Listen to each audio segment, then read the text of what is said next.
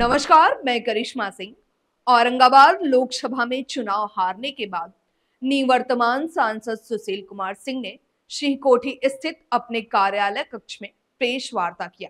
आइए आगे सुनते हैं निवर्तमान सांसद सुशील कुमार सिंह क्या कुछ कह रहे हैं। आज की प्रेस वार्ता में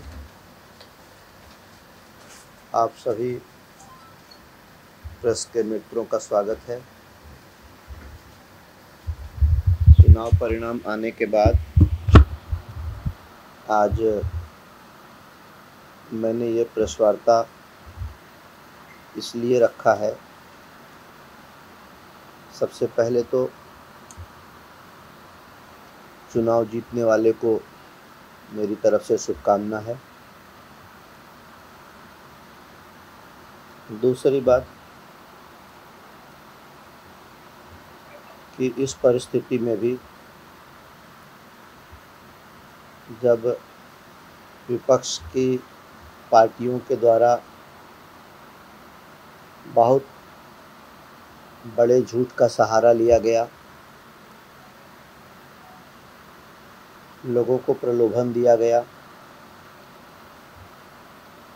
एक कांग्रेस गारंटी फॉर्म तक का वितरण हुआ जिसमें देश की हर एक महिला को 8,500 रुपये प्रति माह देने की बात की गई थी। युवाओं को 1 लाख रुपया प्रति माह देने का वादा किया गया और इस तरह से अनेक झूठे वादे किए गए। समाज में एक अविश्वास का वातावरण मतदाताओं के बीच फैलाया गया कि यदि मोदी तीसरी बार प्रधानमंत्री बन जाएंगे तो संविधान बदल दिया जाएगा, लोकतंत्र खतरे में आ जाएगा, फिर कभी चुनाव नहीं होगा, पिछड़ों दलितों का आरक्षण खत्म कर दिया जाएगा। यहाँ तक कि गांव-गांव तक ये बात भी फैलाई गई कि इस बार मोदी प्रधानमंत्री बन गए तो मोदी देश बेच देंगे। खैर, मैं धन्यवाद करना चाहता हूं देश की जनता का, जिन लोगों ने अपना समर्थन देकर पुनः एक बार तीसरी बार एनडीए की सरकार बनवाई। आज प्रधानमंत्री जी का 7:15 बजे श्री नरेंद्र मोदी जी प्रधानमंत्री के रूप में और उनका मंत्रिमंडल शपथ ग्रहण करने वाला है। ऐसे झूठ का सहारा लेने वालों को अब पता चल जाएगा, उनके झूठ का पर्दाफाश हो जाएगा। इसलिए कि यदि मोदी जी की सरकार नहीं बनती, मोदी जी फिर से प्रधानमंत्री नहीं बनते, तो ये लोग अपने झूठ को बार बार दोहराते और कहते कि अच्छा हुआ कि आप लोगों ने मोदी को नहीं चुना। यदि मोदी को चुन लिया होता तो ये देश बिक जाता, लोकतंत्र समाप्त हो जाता, आरक्षण खत्म हो जाता, फिर कभी चुनाव नहीं होते, आदि आदि अनेक ऊल जलूल बिना सिर पैर की बातें की जाती। ये तो तय था कि जिस प्रकार से उन लोगों ने वादा किया था चुनाव में कि 8,500 रुपया हर महिला को देंगे, 1 लाख रुपया हर युवा को देंगे, किसान को देंगे और एमएसपी की गारंटी देंगे, ये तो होना नहीं था।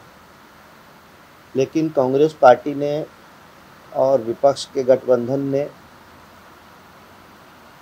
आरजेडी का क्या कार्यकाल रहा है, उनके कार्यकाल में क्या होता था, ये सबको पता है। लेकिन इनको झूठ का सहारा लेकर दुष्प्रचार करके जनता में संशय फैलाकर किसी प्रकार से सत्ता हासिल कर लेना था। इनको ये चिंता नहीं थी कि यदि सत्ता मिल गई और हम इस झूठ का जो सहारा ले रहे हैं हम पूरा नहीं कर पाएंगे तो लोग क्या कहेंगे। इसकी चिंता उन लोगों को नहीं थी।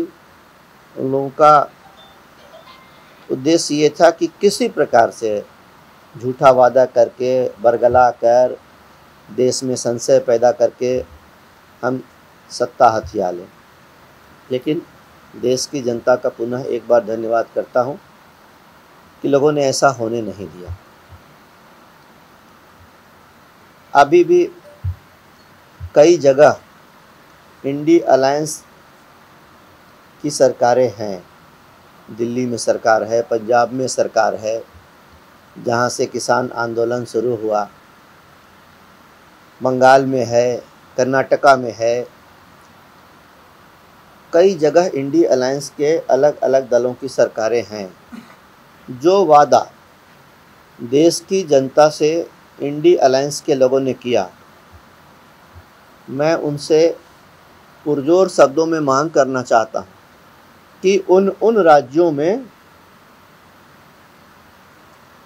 इंडी अलायंस की सरकारें जनता को किए गए वायदे को पूरा करें। आप लोगों ने सुना ही होगा कि उस गारंटी फॉर्म को लेकर बड़ी संख्या में महिलाएं लखनऊ और बेंगलुरु के कांग्रेस पार्टी दफ्तर में जमा हुई। उनको पता चल गया इस झूठ का। तीसरी बात मैं ये कहना चाहता हूँ कि जिन लोगों ने, जिन मतदाताओं ने मुझे अपना आशीर्वाद रूपी मत दिया, उनके प्रति हृदय से मैं आभार प्रकट करता हूँ। और जिन लोगों ने नहीं भी दिया, ऐसे झूठे संशय में, शंका में, बहकावे में आ गए, संकीर्णता में घिर गए, जात पात में पड़ गए या उनको डाल दिया गया, उनको भी धन्यवाद करता हूँ। विधानसभा का चुनाव हार गए थे। उसके बाद 1987 में उनके ऊपर सीसीए लगाकर उनको जेल में डाल दिया गया। बड़े दुर्दिन, बहुत ही विकट परिस्थिति मैंने झेली। इसलिए इस बार की हार को भी मैं स्पोर्ट्समैन स्पिरिट की तरह लेता हूँ। लोकतंत्र है, हार और जीत लगा रहता है। जनादेश को स्वीकार करते हुए मैं सिरोधार्य करता हूँ। जनता का निर्णय है और इसका स्वागत करता हूँ। कहूँगा कि मेरा जो सपना था या है वो पूरा हो। जैसे उत्तर कोयल नहर की बात करें तो इसका 90% काम लगभग हो चुका है। आगे भी मेरा प्रयास होगा, पद पर नहीं रहते हुए भी जो मैं कर सकता हूँ निश्चित रूप से करूँगा, ताकि उत्तर कोयल नहर परियोजना का काम पूरा हो जाए। पटना से औरंगाबाद होते हुए हरिहरगंज तक NH 139 के 4 लेनिंग करने का काम मैंने शुरू किया था। इसके सर्वे के लिए निविदा भी हुई, उसका रिपोर्ट सबमिट हुआ। अभी किस स्थिति में ये काम है और इसको आगे बढ़ाकर इस सड़क को 4 लेन बनाने के लिए मेरा प्रयास जारी रहेगा। बिहटा औरंगाबाद रेल लाइन का काम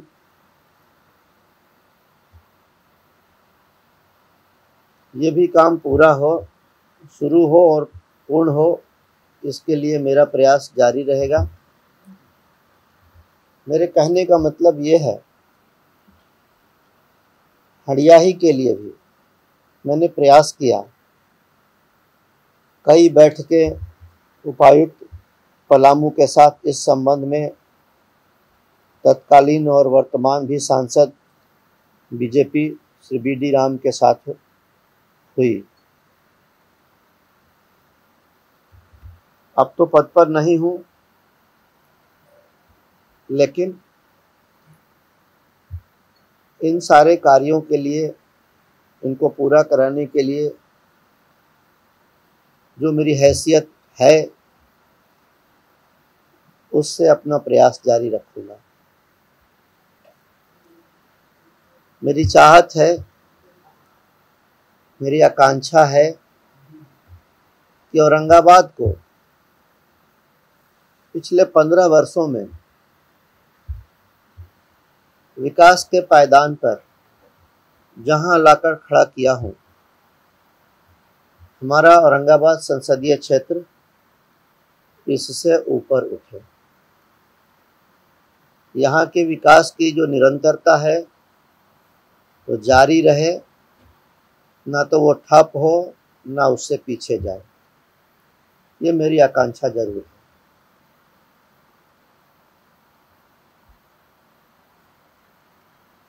– 2009 में जब दूसरी बार औरंगाबाद की जनता ने मुझे अवसर दिया, तो 2010 के अगस्त महीना आते आते,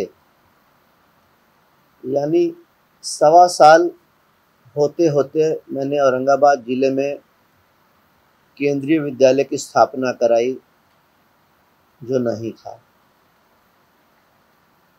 अपने तीसरे कार्यकाल में, नहीं दूसरे कार्यकाल में ही, 9 से 14 के बीच ही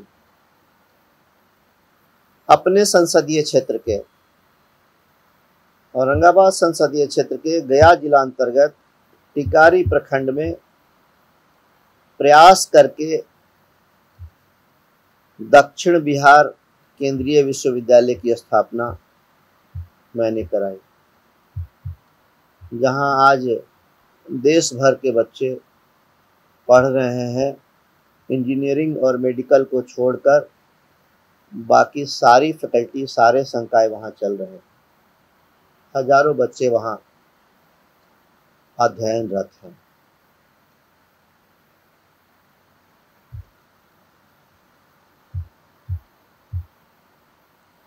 अभी चुनाव परिणाम आने के बाद एक चीज देखने को मिल रहा है,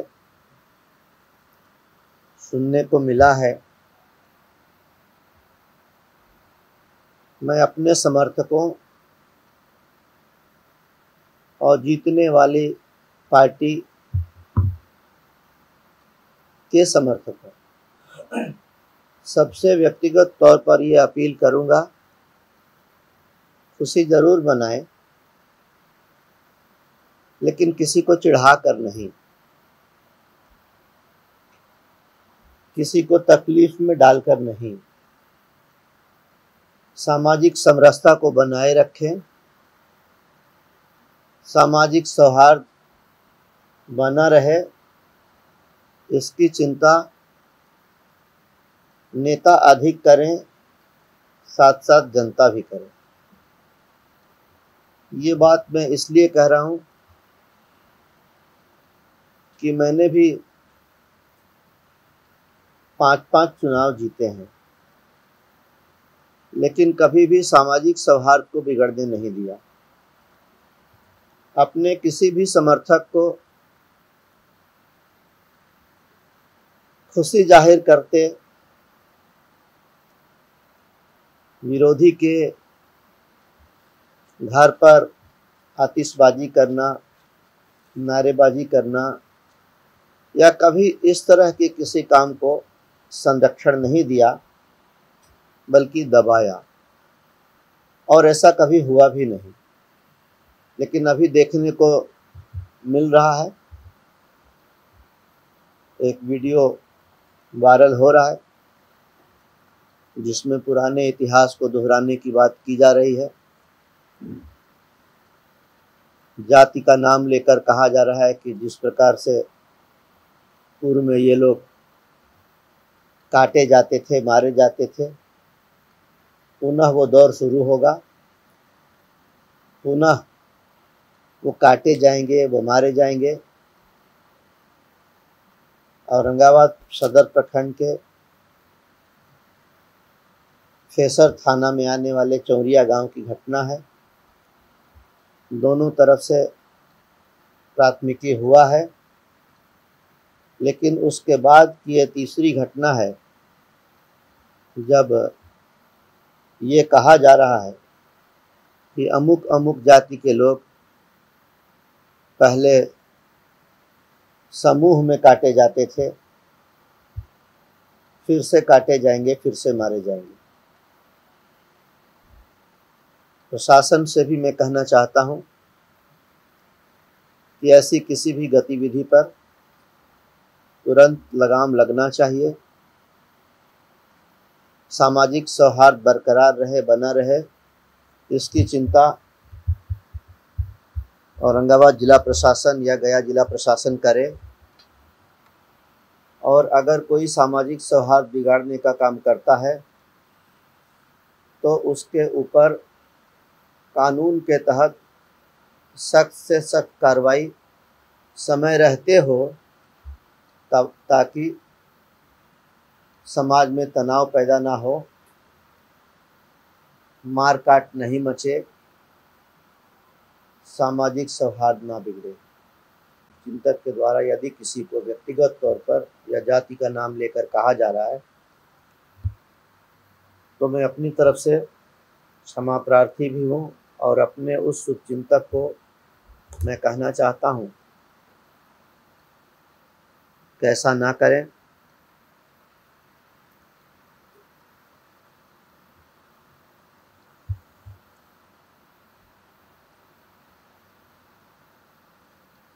क्योंकि जब कोई चुनाव जीतता है तो सब कुछ अच्छा अच्छा लगता है, और जब चुनाव कोई हार जाता है तो हर सामने वाले आदमी के ऊपर वो शक की दृष्टि से देखता है।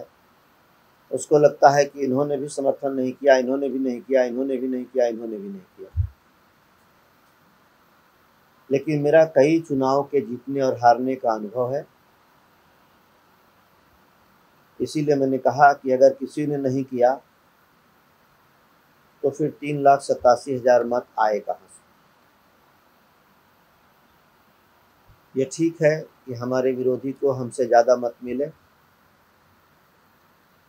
लेकिन हमें भी अच्छी संख्या में लोगों के मत मिले, इसलिए मैं उनका आभारी हूँ। और अंतिम बात मैं ये कहूँगा कि अपने जीवन में समाज की सेवा के लिए मैंने राजनीति में आने का निर्णय लिया। समाज सेवा मेरा धर्म, मेरा कर्तव्य और मेरा संकल्प है। समाज के हर वर्ग के, हर समूह के, हर संप्रदाय के, हर समुदाय के लोगों का पूरे सम्मान के साथ, पूरी ईमानदारी के साथ लोगों की सेवा करना, ये मेरे जीवन का व्रत है और मेरा संकल्प है। मेरा ये संकल्प जारी रहेगा। मैं जनता के हर सुख दुख में पहले भी खड़ा था, आज भी खड़ा हूँ और आगे भी रहूंगा। तो अभी आप सुन रहे थे औरंगाबाद के निवर्तमान सांसद सुशील कुमार सिंह को। मिलते हैं अगले खबर के साथ, तब तक के लिए धन्यवाद।